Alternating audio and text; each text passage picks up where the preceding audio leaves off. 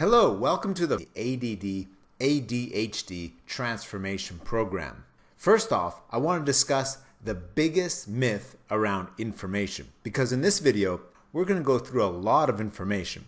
The biggest myth about information is that knowledge is power. This is simply not true. Knowledge is not power.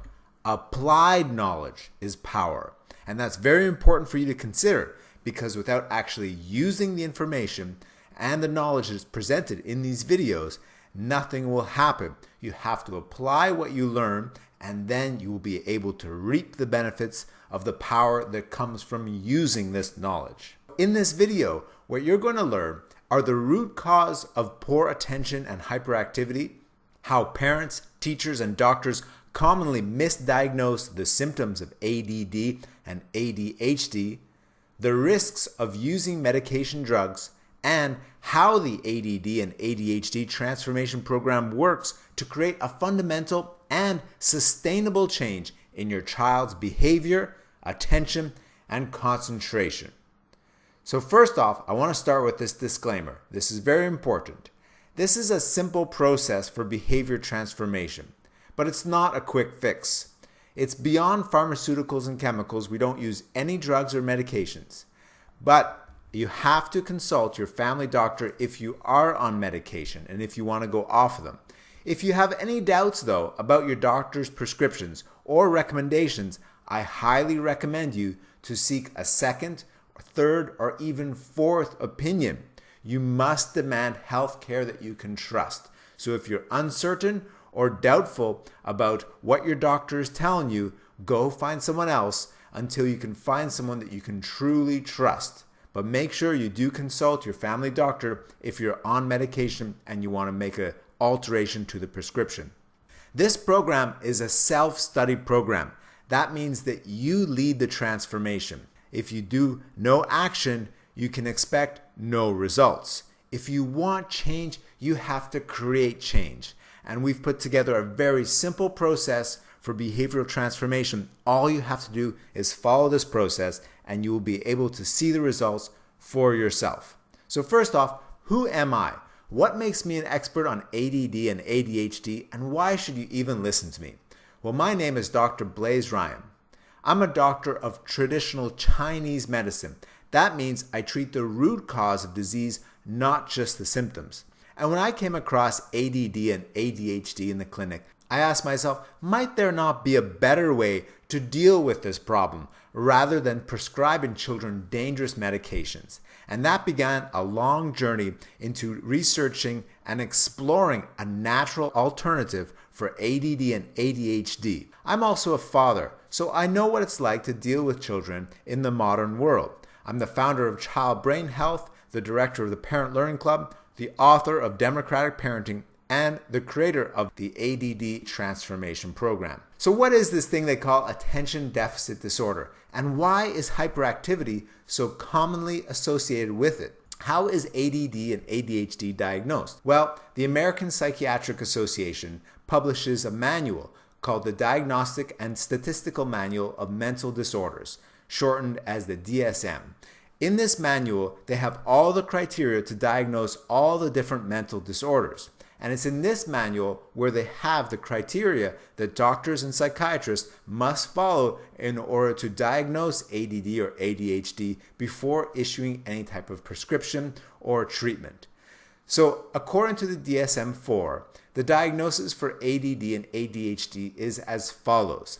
6 or more of the following symptoms of inattention have been present for at least 6 months to a point that it's inappropriate for their developmental level. So that means it's inappropriate based upon their age. So this falls under the category of inattention. Here we go. Often does not give close attention to details or makes careless mistakes in schoolwork, work, or other activities. Often has trouble keeping attention on tasks or play activities. Often does not seem to listen when spoken to directly. Often does not follow through on instructions and fails to finish schoolwork, chores, or duties in the workplace, not due to oppositional behavior or failure to understand instructions. Often has trouble organizing activities. often avoids, dislikes, or doesn't want to do things that take a lot of mental effort for a long period of time, such as schoolwork or homework. Often loses things needed for tasks and activities, for example, toys, school assignments, pencils, books, or other tools needed. Is often easily distracted and is often forgetful in daily activities.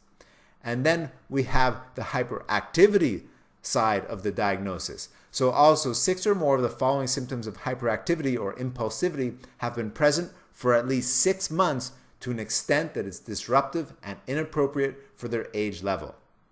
Hyperactivity often fidgets hands or feet or squirms in seat when sitting still is expected. Often gets up from their seat when remaining in seat is expected. Often excessively runs about or climbs when and where it's not appropriate. Adolescents and adults may feel very restless. Often has trouble playing or doing leisure activities quietly. Is often on the go or often acts as if driven by a motor. Often talks excessively. Is impulsive. Often blurts out answers before the questions have been finished. Often has trouble waiting one's turn. Often interrupts or intrudes on others, for example, butting into conversations or games. So these are the two criteria we have. On one side, the inattention, and the other side, the hyperactivity. So obviously, if there's no hyperactivity symptoms, the diagnosis is just ADD.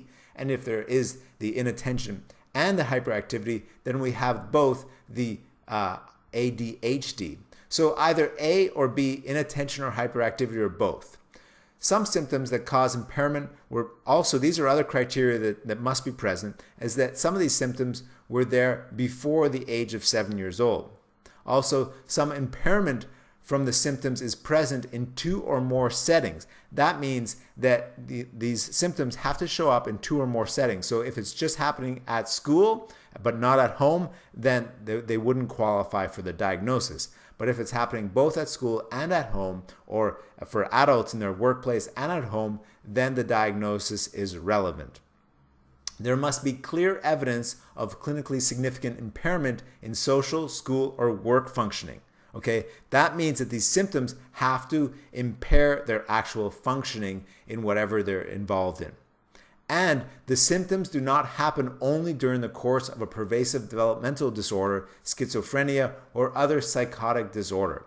The symptoms are not better accounted for by another mental disorder, for example, mood disorder, anxiety disorder, dissociative disorder, or a personality disorder. Okay, so these are the important criteria necessary for the diagnosis to actually fit.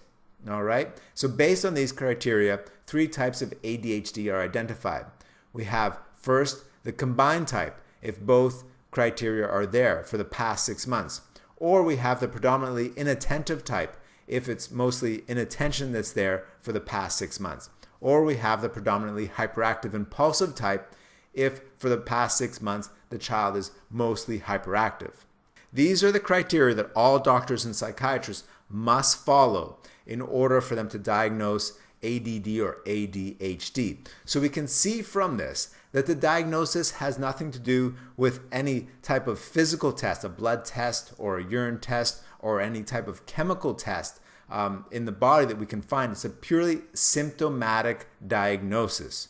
All right, that's a very important thing for us to consider, and that's one of the reasons that we can create a natural alternative to overcome these problems, because there actually is no chemical imbalance that is causing ADD or ADHD. Okay, so let's look at natural solutions versus pharmaceutical medication.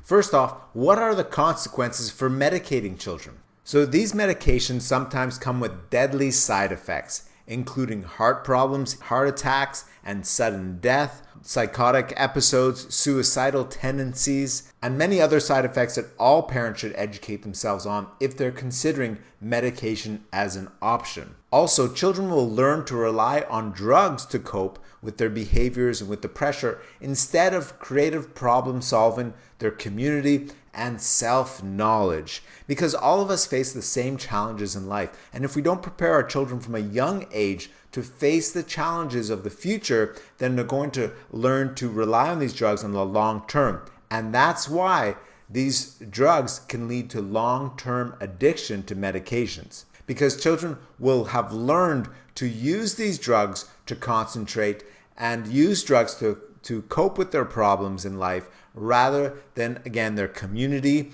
or going deeper into their own self-knowledge or finding more creative problem solving to overcome whatever issues they're facing. Another risk is the psychological effect of identifying with a label around a mental disorder, okay? And this is something that we don't often consider, but this can have a very lasting effect in creating a type of idea around personal limitations for children who have these problems. This isn't always the case, and of course, the more supportive and communicative the parents are throughout the process can minimize this effect.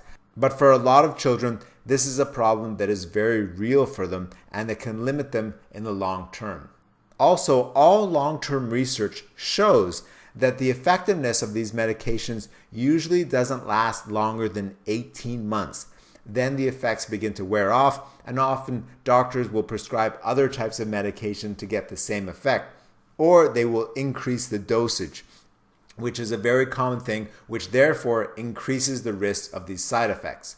So many people ask me, well, if we just went through the diagnostic criteria for ADD and ADHD and we see that it's a purely symptomatic basis and there is no chemical test to find that there's a deficiency of certain chemicals or hormones, why do doctors prescribe chemical-based medications for dealing with it?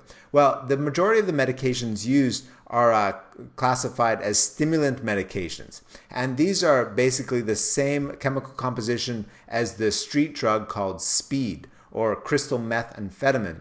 And these drugs have shown to have the same effect on people's attention and concentration across the board. That means that whether you've been diagnosed with ADD or ADHD or not, it will also help your focus and concentration and your ability to perform for longer periods of time. These are the same medications that are often given to pilots who have to go on long flights or to military personnel who need to fight and concentrate for long periods of time. So these drugs have the same effect on everybody, not just those with ADD and ADHD types of disorders.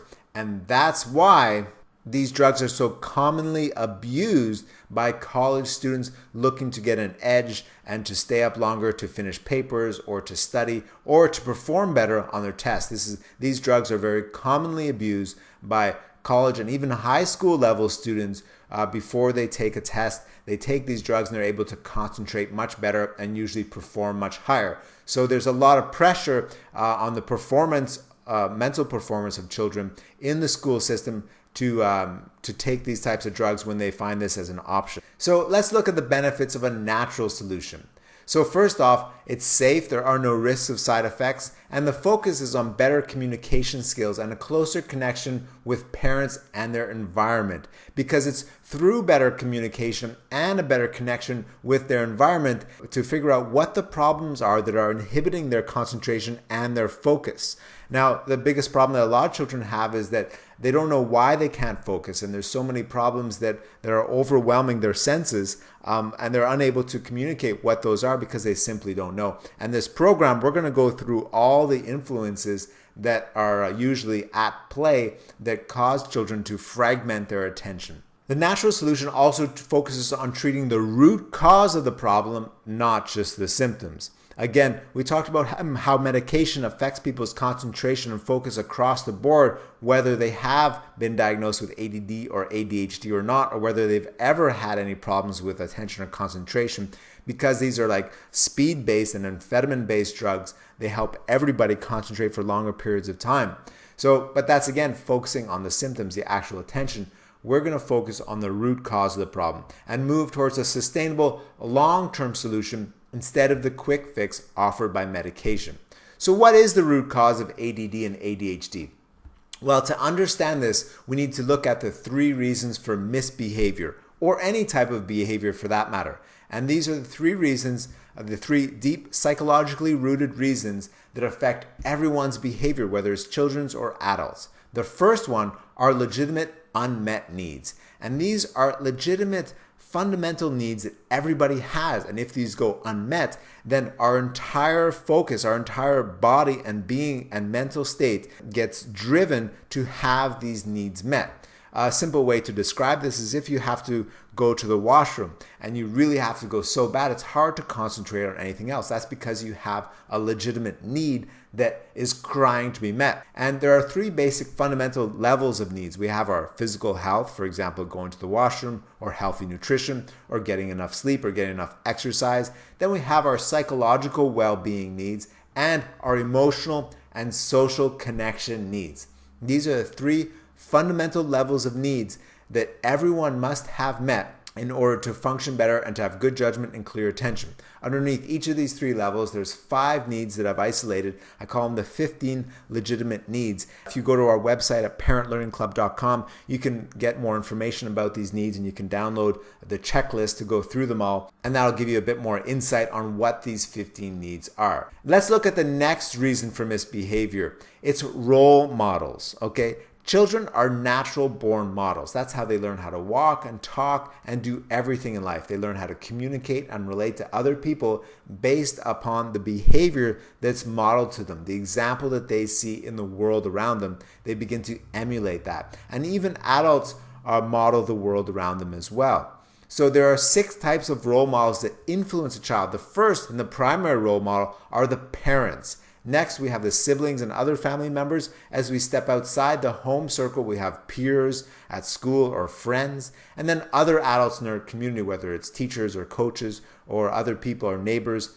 And then as we step out, the actual person influence, the social influence, we have characters in books, stories, TV, media, video games, and movies, okay? And children will oftentimes emulate some of the behavior they see shown by the characters in these different stories or movies. And then the sixth level of influence come from toys. Again, these are manipulatives that children play with, and they enact different types of behavior through these toys. An example of this is how young girls are often influenced by Barbie dolls, who have disproportionate figures that young girls often will be influenced by, and sometimes they'll want to emulate themselves to look like the Barbie doll, which is physically impossible. That's an example of how these types of toys can influence children. And we see the difference between toys given to girls and to boys, and how each of these will influence their behavior. If you look at most of the toys marketed towards boys,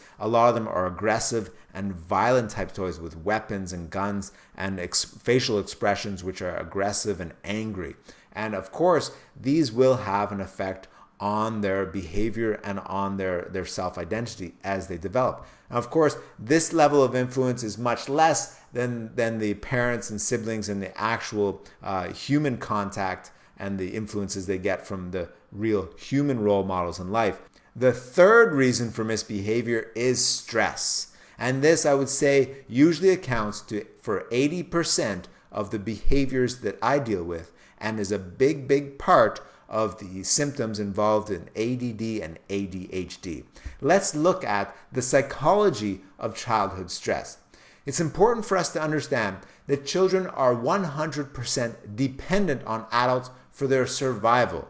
Therefore, anything that threatens or undermines their sense of connection with an adult, parent, or caregiver will trigger their instinctive fight or flight drive for survival. As such, children will feel stress whenever they experience any type of disconnection or criticism, isolation, or confusion, because all of these things make them feel disconnected from the adults or from their environment. As such, their drive for survival kicks in, and the fight or flight mechanism starts to happen inside their body, and it affects their chemistry inside. Now, there are 4 causes of childhood stress. Okay. Now, on the beginning level of stress, we just have a level of pressure, and if the pressure amounts so much, then the tension will start to solidify.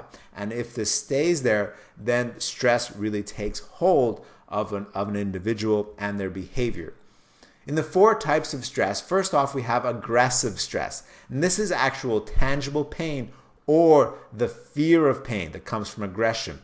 And for example, we have hitting, violence, spanking, shaking, yelling, scolding, abuse, physical, emotional, sexual, any type of trauma or threats or even punishments is a type of aggressive stress. Any type of bullying, that type of thing will be a cause of aggressive stress. Next, we have passive stress.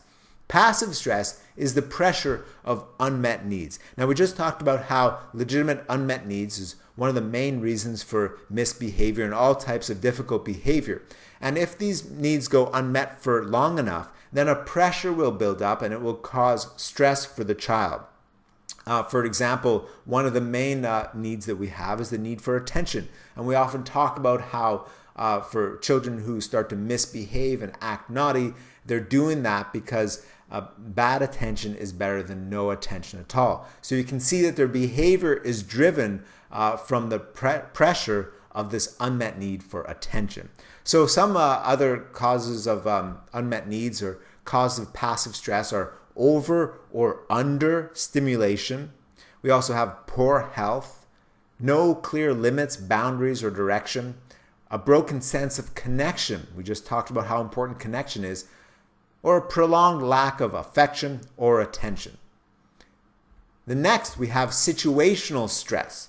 Situational stress is challenges beyond your control. Basically, life changes or situations that are nobody's fault. For example, natural disasters, divorce, or parental separation.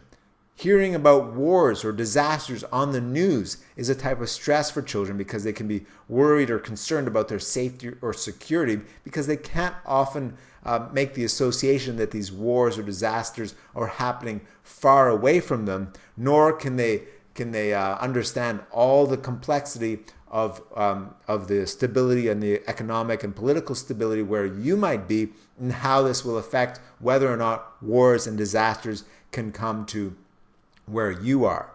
Diseases, death or illness in the family member or pet, moving, change of schools, all of these are different types of situational stressors. And of course, not all children are affected by these to the same degree. However, it's important for us to consider because each one of these things does cause a type of stress. And if multiple of these types of stresses are added on to each other, then the child can be quickly overwhelmed and the fight or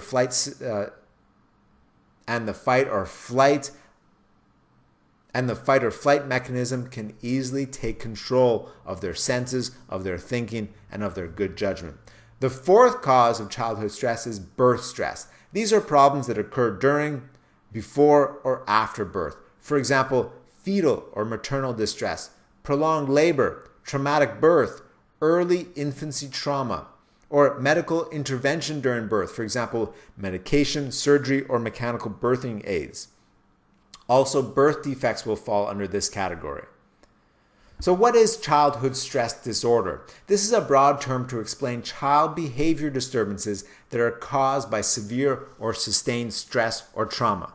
Okay, so when any of these stressors happen, and if they're severe enough or if they're sustained long enough, then the stress starts to take hold of the child's behavior, and this is what I call childhood stress disorder.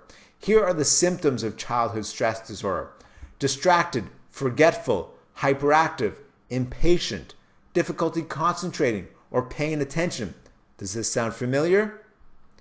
Defiant, angry, easily annoyed or upset, frequent temper tantrums or angry outbursts, needy, clingy, demanding, whiny, shy, timid, emotionally withdrawn or uncommunicative, poor spatial awareness, clumsy, prone to accidents, bedwetting, nightmares, sleep problems, night panics, tummy aches or abdominal pains with no apparent physical cause. That means that any medical tests that are done return negative. Bullying, aggression, violence, hitting, kicking, biting, pinching, power struggles, arguments, back-talking, defiance, lying, control patterns, repetitive movements, obsessive habits, ritualistic behaviors.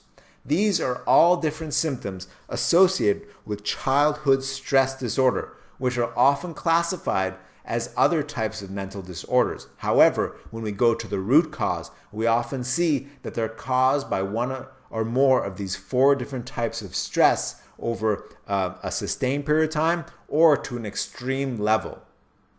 So how does stress lead to poor attention and hyperactivity? So chronic or acute stress triggers what's called the fight or flight response. And as such, when this happens, different stress hormones get released into the body, like cortisol and adrenaline. These stress hormones actually cause brain nerve cells to shrink, and they inhibit memory, clear thinking, good judgment, focus, and concentration.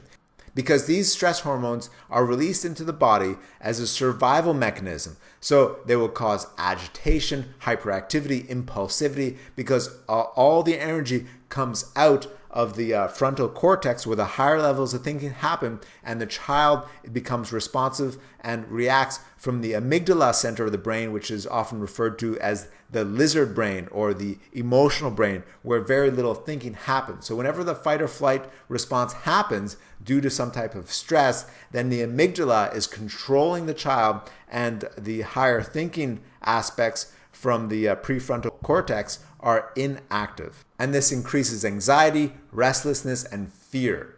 Now, the problem behind ADD and ADHD is really societal. Historically, parents have never faced the same level of challenges that modern parents face today. With all the pressure that we face, the stimulation that's around us, with all the technology and the fast-moving schedules that we have, the lack of downtime, the ever-mounting responsibilities and chores that we face, economic pressure and stress, and the pressure that children have to perform better and to learn more ever than before. So the level of pressure and stimulation distraction is at an all-time level high that we've never known before in our history. The public school system also has changed very little since its inception during the Industrial Revolution. The school system was created to support the Industrial Revolution, but it doesn't support the information age where we live today. So modern education really does need to change to meet the needs of modern society.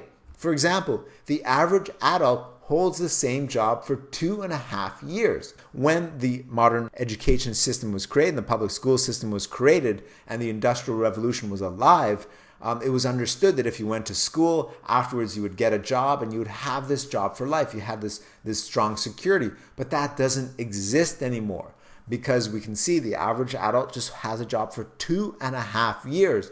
Therefore, adaptability, creativity, and communication are the key skills that we need for modern success, which are not emphasized as much in our school system. Each child learns differently. The school system needs to engage each student to learn and thrive in school. Currently, it's focused on treating everybody the same, and when some children have a hard time following, then there becomes a lot of pressure on that child and on the parents to find some type of solution to help them focus better. And that's what this program is going to give you. It's going to give you a solution so that when your child goes to school, they won't be overwhelmed by all the influences that can fragment their attention. They'll be able to concentrate better in school.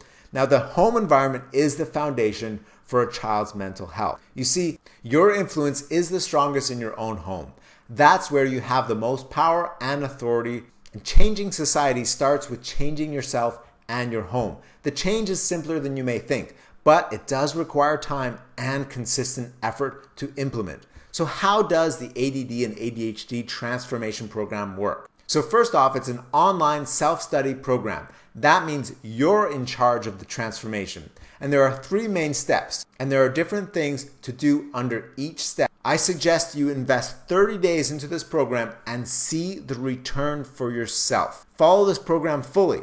The results cannot be guaranteed unless you follow all the steps in the program. Also, you have to be patient. Some shifts will happen immediately, while other issues might take more time to change. You see, we're talking about human behavior here, and your child has learned a lot of these behavior patterns for many, many years.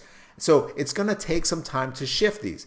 Now again, many parents have been very happily surprised about how fast some of the changes did happen just by following some of the steps in the program. Now, under each step, there's different influences we're going to address. You'll probably find that a lot of the influences, they're already taken care of and they're in a balanced way, so they're not really a big concern for you. Others might require considerable effort to make the shift happen for you and your child and your family.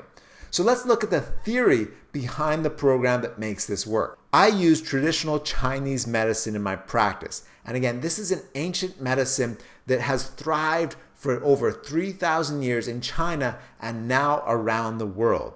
And this is a very pragmatic medicine. You know, if anyone knows the Chinese people, they're very pragmatic people and they don't mess around with things that don't actually work. And anything that survives over 3,000 years and is stronger now than it has ever been has to work. A lot of the theory behind Chinese medicine is now being confirmed with a lot of the modern tools we have to understand the body. So traditional Chinese medicine focuses on the root cause of disease, not just the symptoms. So this program focuses on treating the root cause of the fragmented attention and the difficulty in concentration to enhance and empower your child's willpower and concentration so their attention can be focused and clear, their thinking can be good. The theory behind this program is also based on modern brain science. We look at how emotions and cortisol and the amygdala and the Broca's area of the brain all work together and how the chemical connection with stress affects all these different things. As we mentioned, cortisol is released in the fight or flight response. Whenever a child feels any type of stress, whenever they become overly stimulated, which happens many, many times a day in the modern world, cortisol gets released in the system and it causes the amygdala to take control. This is called amygdala hijacking, when the higher thinking levels of the frontal cortex are stopped and the amygdala, the lizard center of the brain, it's called that because it's more based upon survival and it's an instinctual aspect of the brain, comes into play in order to secure the survival of the person. Also, we look at the Broca's area of the brain, which is the main part of the brain that is used for paying attention. It's what causes us to be attentive to things. It also gets triggered whenever we get distracted. So all of these things are taken into this program, and that's why it works. As well, we use a lot of the theories of democratic parenting. This is a style of parenting that focuses on communication and using kind limits to get kids to listen, pay attention, and behave. This program has 3 steps. The first step is to reduce. We focus on reducing influences that distract our attention and increase stress. The second step is we increase. Here, we increase the influences that focus attention and strengthen our willpower. And finally, step 3, we bring it all together in balance. And this is the key to sustainable concentration and clarity of mind. So when you're ready, go to the step 1 video and we'll look at all the influences we need to reduce in order to get this program going. I'll see you on the other side.